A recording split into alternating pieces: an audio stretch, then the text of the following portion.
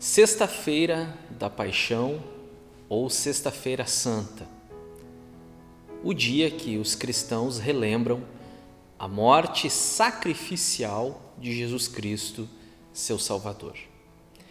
Nós vamos fazer uso do texto na sequência da série que estamos gravando, Lucas 23, do versículo 26 ao 49, nos diz assim: Enquanto o levavam, agarraram Simão de Cirene, que estava chegando do campo, e lhe colocaram a cruz às costas, fazendo-a carregá-la atrás de Jesus. Um grande número de pessoas o seguia, inclusive mulheres que lamentavam e choravam por ele. Jesus voltou e disse-lhes: Filhas de Jerusalém, não chorem por mim, chorem por vocês mesmas e por seus filhos.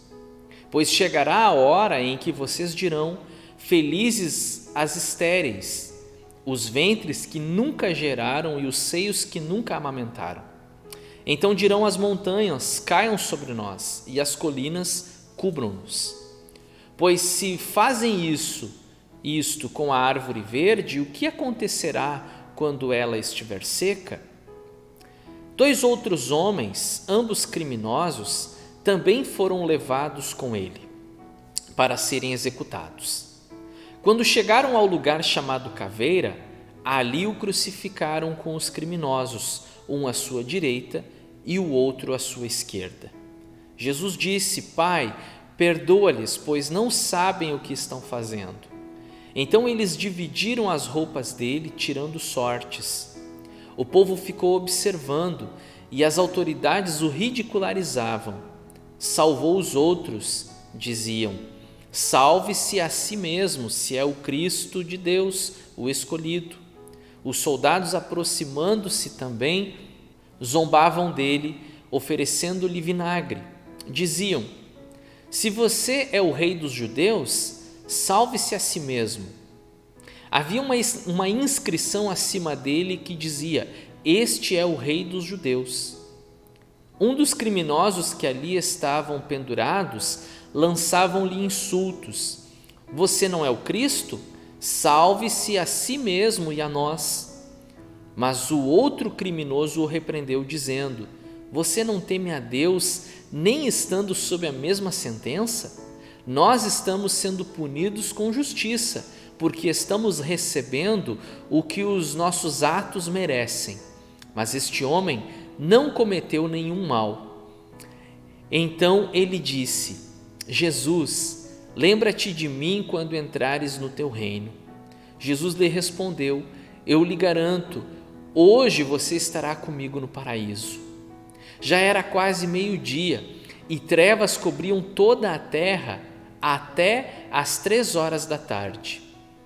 O sol deixara de brilhar, e o véu do santuário rasgou-se ao meio. Jesus bradou em alta voz: Pai, nas tuas mãos entrego o meu espírito. Tendo dito isso, expirou. O centurião, vendo o que havia acontecido, louvou a Deus, dizendo: Certamente este homem era justo. E todo o povo que se havia juntado para presenciar o que estava acontecendo, ao ver isso, começou a bater no peito e a afastar-se. Mas todos os que o conheciam, inclusive as mulheres que o haviam seguido desde a Galileia, ficaram de longe observando essas coisas. Momentos dramáticos, últimos instantes de sua vida, a sua trajetória até o Calvário, chamada de Via Crucis, Via Sacra, Via Dolorosa, momentos de sofrimento, de chegar, de ir ao limite da força, ao ponto de não conseguir carregar a cruz, e um homem chamado Simão, o Cirineu ou de Cirene, como na NVI, é obrigado a carregar a cruz de Jesus. Uma pena um jugo sobre ele, mas ao mesmo tempo, vamos imaginar, um privilégio, carregar a cruz de Cristo e poder o ajudar a chegar ao local exato da sua crucificação. Mulheres lamentavam, pessoas choravam. E aqui parece que Jesus está fazendo menção do que aconteceria a Jerusalém na década de 60, a destruição da cidade, do templo, o desespero de muitas pessoas. Talvez estivesse se referindo àquela época ou ainda a épocas futuras, mas mais precisamente àquela época. Continua a ridicularização, continuam as pessoas dizendo a ele: salvou a tantos, por que não salva a si mesmo? Desce aí dessa cruz. O próprio homem pregado ao seu lado dizia, então desce daí, salva a ti mesmo e a nós. Jesus, nos últimos instantes, ouve tanta coisa, é obrigado a ouvir tantas palavras. Na sua sede lhe oferecem vinagre. Pilatos manda colocar sobre a cruz uma placa em 3 idiomas, em latim, em grego e em hebraico: este é o Rei dos Judeus. Se você conferir com os evangelhos, você vai perceber que os próprios líderes religiosos se incomodaram com aquilo que Pilatos escreveu. Não era para ter escrito este é o Rei dos Judeus, e sim, este afirmava ser o Rei dos Judeus. E aí Pilatos responde: o que escrevi, escrevi. Tem muita coisa aqui, muitos ensinamentos, mensagens, reflexões, mas hoje nós vamos nos deter em apenas uma, porque o tempo não permite, e senão teríamos que gravar mais 2 ou 3 pregações só dentro desse texto aqui. Mas eu quero que vocês observem no tema que eu propus, a sombra da morte.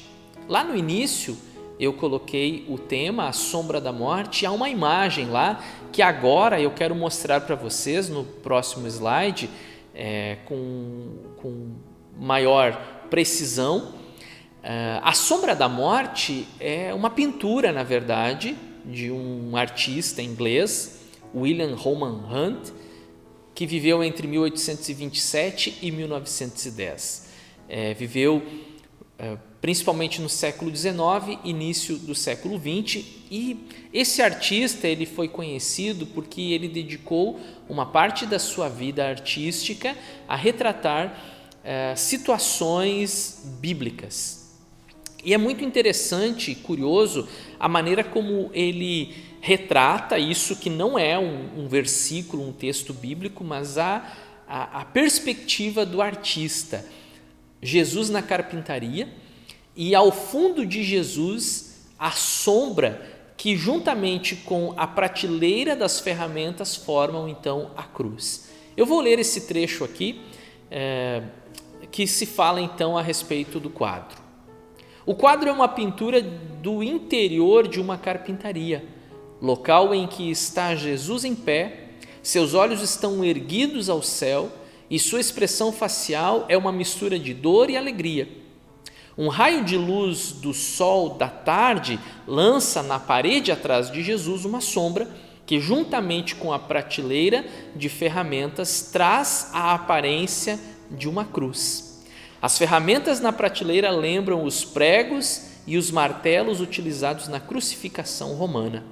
No quadro está também uma mulher ajoelhada, suas mãos repousam em um baú que contém os presentes dos magos, supostamente Maria, na tentativa de pintar um dia comum na carpintaria onde Jesus trabalhava. Eu trouxe essa pintura, que é citada por John Stott em um dos seus livros, para mostrar a vocês que a cruz de Cristo, ela nunca se apartou, nunca se separou da vida dele. Desde o início, a cruz esteve presente. A cruz não foi um momento específico na sua crucificação, mas a cruz ela acompanha inclusive o seu discurso. Conforme o artista, o olhar de Jesus é de dor, mas é de alegria. É de dor porque sim, ele sabia que ia sofrer. Jesus sabia, e eu tenho trabalhado com vocês a semana vários textos onde Jesus deixa claro que iria sofrer. E Isaías chama ele de homem de dores, que soube o que era sofrer. Mas ao mesmo tempo uma alegria, uma satisfação em fazer aquilo para o qual foi enviado ao mundo.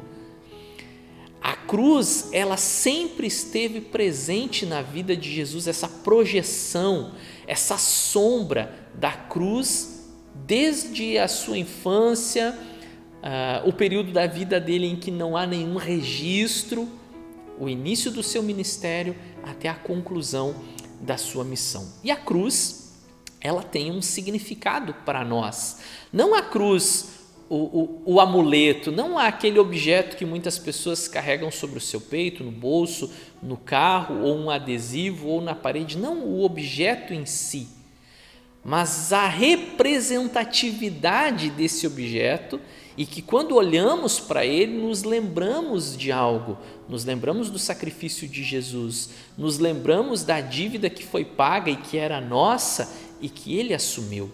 Então eu quero trabalhar com vocês a respeito da representatividade da cruz de Cristo para ele, o que a cruz foi para ele e também para nós. Em primeiro lugar, a cruz de Cristo, ela fala de uma missão dele e nossa.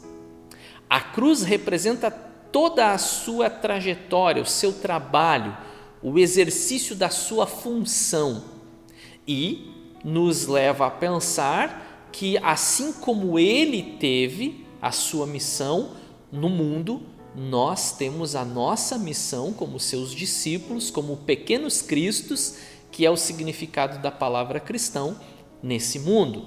Eu quero meditar com vocês em um texto que se encontra no Evangelho de João, no capítulo 4, do versículo 34 ao 38. O capítulo 4 de João é aquele momento onde Jesus ele conversa com a mulher samaritana.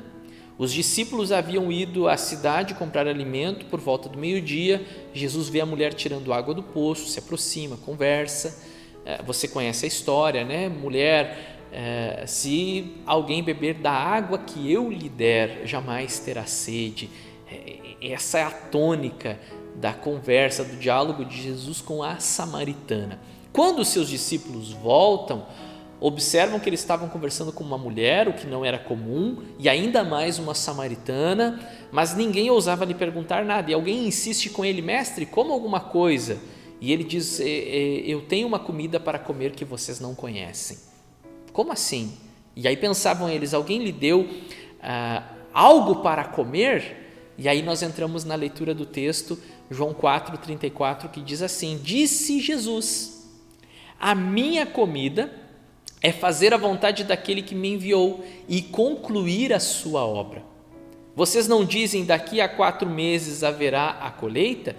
Eu lhes digo: abram os olhos e vejam os campos, eles estão maduros para a colheita. Aquele que colhe já recebe o seu salário e colhe fruto para a vida eterna, de forma que se alegram juntos o que semeia e o que colhe.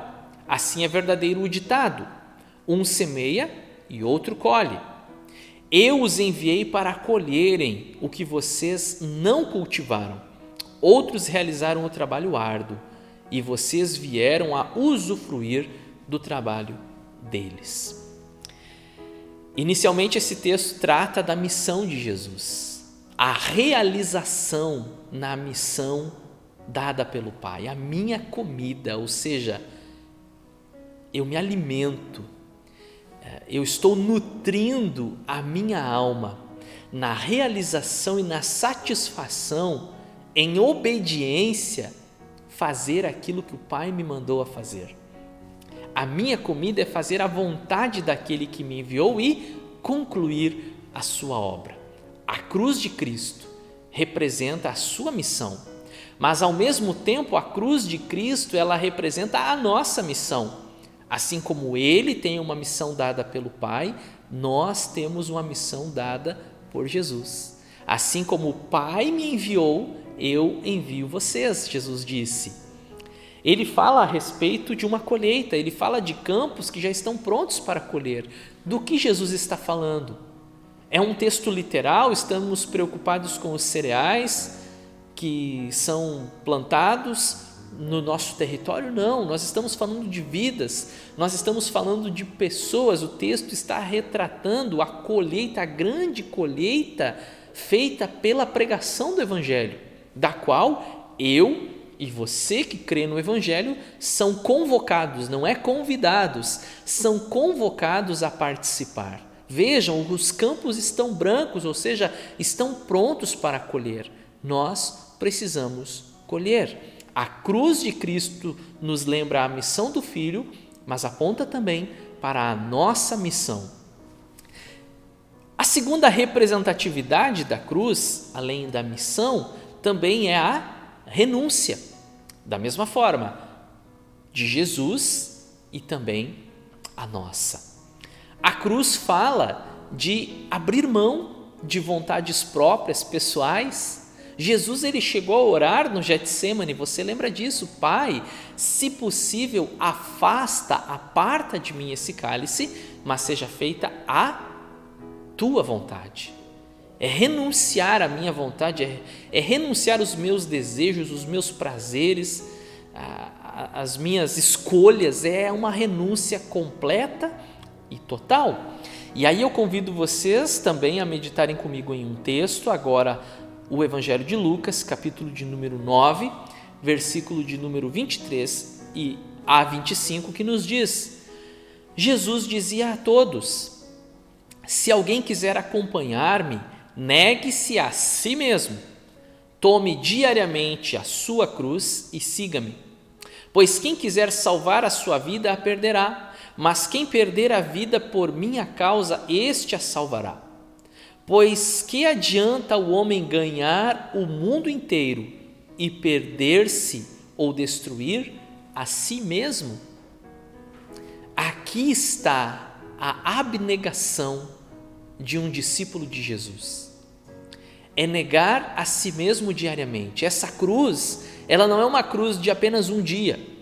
Simão, o cirineu, foi obrigado a carregar a cruz de Cristo apenas uma vez. Mas quando nós entregamos a nossa vida a Jesus e somos crucificados com Ele, como escreveu Paulo, nós tomamos essa cruz todos os dias e não a deixamos de lado. Nós renunciamos, nós abrimos mão dos nossos prazeres, desejos, vontades pessoais, assim como Jesus fez. Ele abriu mão da sua glória, como está escrito em Filipenses no capítulo 2. Ele não levou em consideração o ser igual a Deus, ele abriu mão de tudo isso. Ele negou a si mesmo, ele renunciou à glória para ter e assumir a cruz. Precisamos levar em consideração isso e precisamos ter em mente que a cruz de Cristo ainda é uma realidade nas nossas vidas. Não a cruz objeto que talvez você carregue consigo, e eu não vejo problema se você carrega, é uma questão pessoal, desde que ela esteja vazia, porque para nós os protestantes é muito importante que a cruz esteja vazia, porque ele não está na cruz e ele também não está no túmulo. Mas a cruz de Cristo é uma mensagem para nos fazer lembrar da renúncia, e não apenas o objeto que carregamos conosco, mas o renunciar diariamente, assumir e pegar para si a cruz de Cristo, porque aquele que quer acompanhar deve negar a si mesmo, tomar diariamente a cruz e então seguir o Mestre. E a terceira representatividade da cruz de Cristo é a morte de Jesus e também a nossa morte. A morte de Jesus, sim, uma morte física, o Cristo homem que morre, mas que também ressuscita.